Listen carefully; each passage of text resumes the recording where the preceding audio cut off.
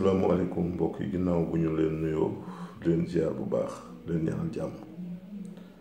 lii di résultat bu am solo bu ñu am moom lañu bëgg a wax nii ci faj mi ndax kii ngeen di gis nii échographie baa ngi nii bi mu fiy ñëw dafa defoon échographie appareil urinaire ak échographie abdominale rein bi ñu ni def fii gis nga rein gauche ñu def taille normale bonne différenciation parenchymo-sinusale cavité pyélocalicielle dilatée avec un pied long mesuré à 18,6 mm de diamètre sans obstacle visualisé. Je répète,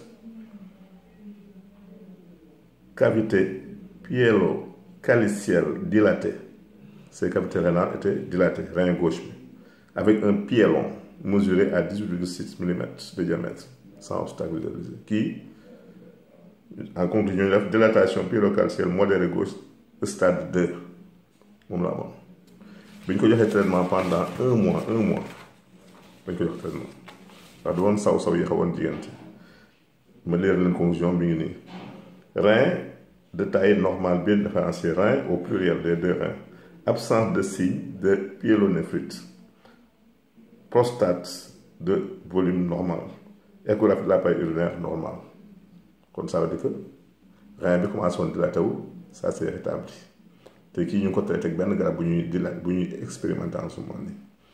kon ñuy wax nit ñi ñu dalal seen xel waxuma nag ñi am insuffisance rénale ba commencé jël li ñooñu mënuma si ñoom dara mais ñi nga xam ne dañ commencé am ay jafe-jafe dilatation des cavités wala yu mel noonu si kàttanu yàlla wala hydronéphros bu ñu ko amee bu ñëwee ñu traité ko si kàttanu yàlla résultat yi nii ku ñëw mën nga ko observer sur place kon daal ñu dellu dalal xel nit ñi wax leen ni contrairement ak li ñu bëgg gëmloo nit ñi ka garabu olof dafay indi ay jafe-jafe si wàllu rein gis ngeen le contraire nii lii wane na ni loolu safaan bi la kon ñu dellu di ko sant yàlla tey dolli vraiment gëstu yi jërëjëf.